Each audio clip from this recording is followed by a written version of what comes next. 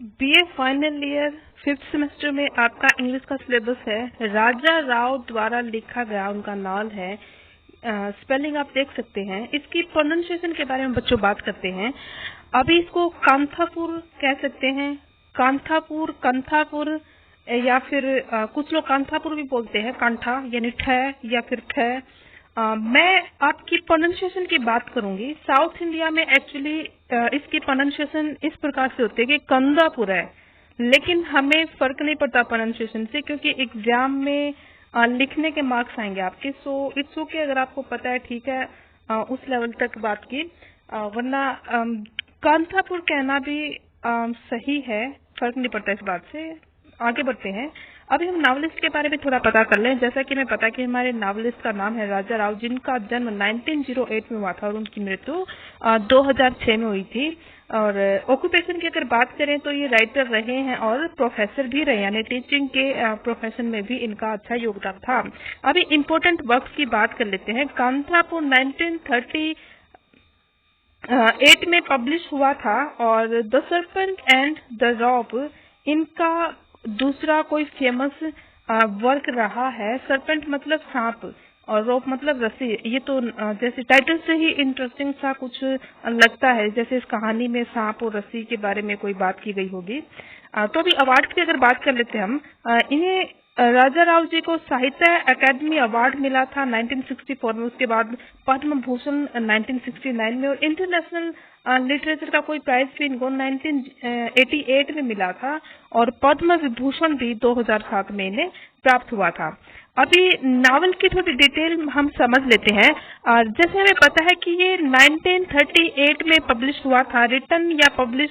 देखिए, publishing date का हमें पता है, तो लिखने में समय लगता है एक्चुअली। और ये नावल बच्चों, मैंने इसमें पॉइंट नहीं लिखा, लेकिन मैं आपको बता दूं कि इंग्लैंड में रह के इन्होंने नावल लिखा था। आगे है कि ये कहानी साउथ इंडियन विलेज की है, जिसका टाइटल है कांथापुर, और गांव का नाम भी यही है। और इस कहानी में गांधी जी का जो आंदोलन रहा था, अब वो गांव में पहुंचता है तो उसका क्या प्रभाव गांव वालों की जिंदगी पर पड़ता है। तो इसके बारे में हम डिटेल समरी आगे पढ़ते हैं।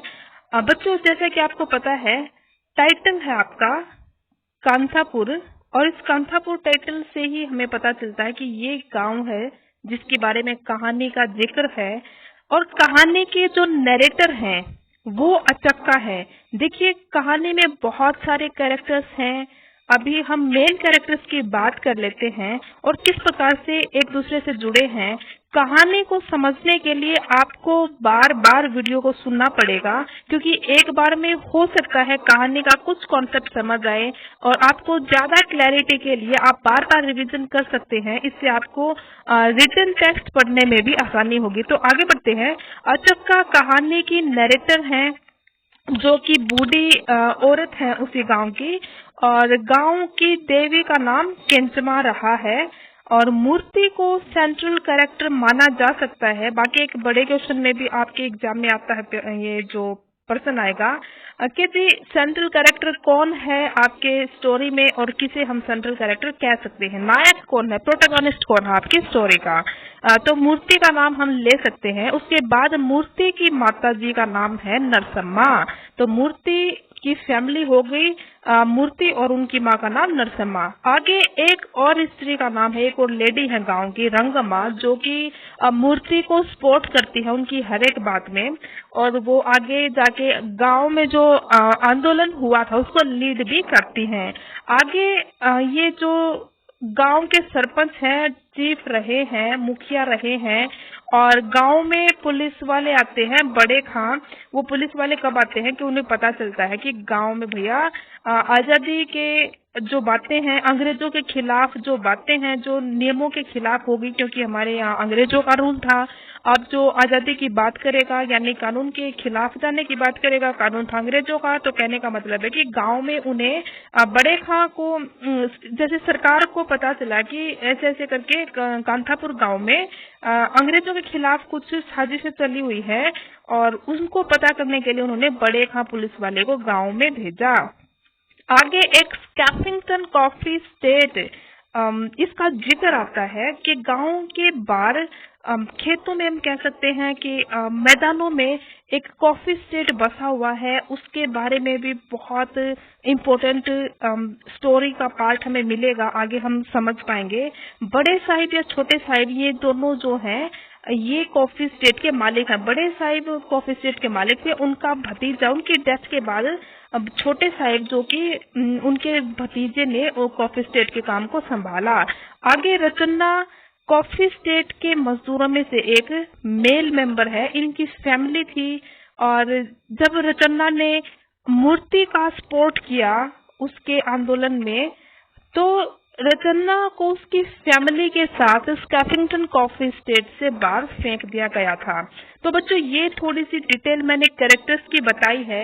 अब थोड़ा कहानी समझ लेते हैं कि कांथापुर जो हमारा नॉवल है इसकी कहानी कैसे आगे बढ़ती है। मैं इस वीडियो में बहुत डिटेल में कहानी नहीं बताने वाली, सिर्फ हम ओवरव्यू देखेंगे कि कैसे कहानी का कॉन्सेप्ट है, कैसे ताना बाना बुना हुआ है हमारी स्टोरी का। तो आगे बढ़ते हैं इसी पॉइंट के साथ।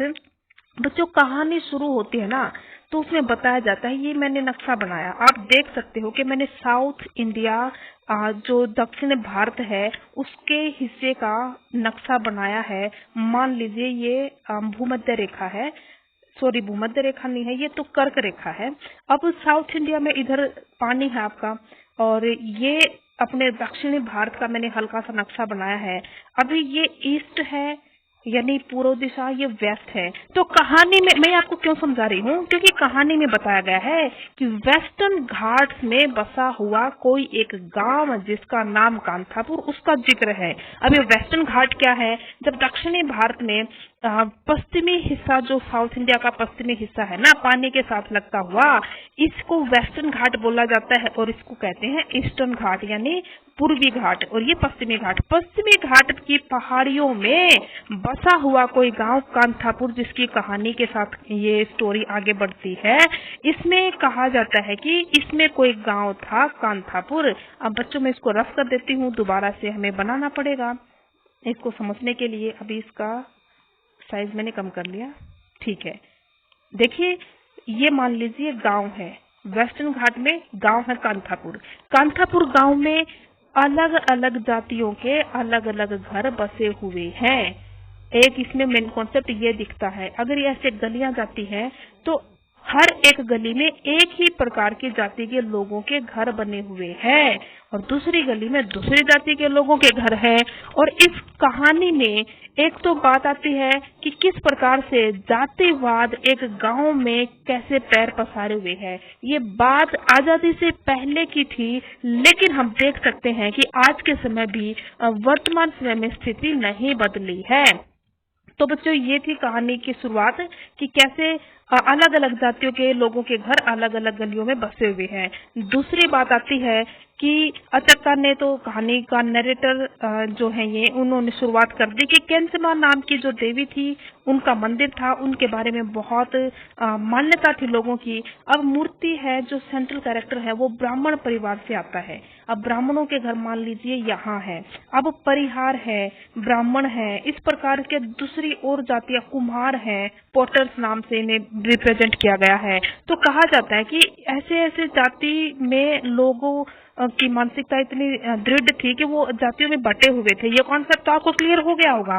अब आगे बढ़ते हैं। ब्राह्मण परिवार का लड़का मूर्ति बाहर शहर में पढ़ता था, और जैसे ही गांधी जी का आंदोलन उसके शहर में भी पहुंचता है तो उन्हें असहयोग आंदोलन का नाम दिया जाता है। कहते हैं कि अंग्रेजों की पढ़ाई को त्यागो, उनके बनाए हुए कपड़ों को त्यागो, वापस अपने घर जाओ, गांव जाओ और वहां पे लोगों को जागरूक करो। तो भैया मूर्ति जो कि ब्राह्मण परिवार का लड़का था, यंग था, वो बाहर एक जो कल्चर में रहता था वापस आया गांव में। अब गांव में आया तो उसकी माता ने देखा, जिसका नाम नरसम्मा था, कि लड़का तो वापस आ गया है।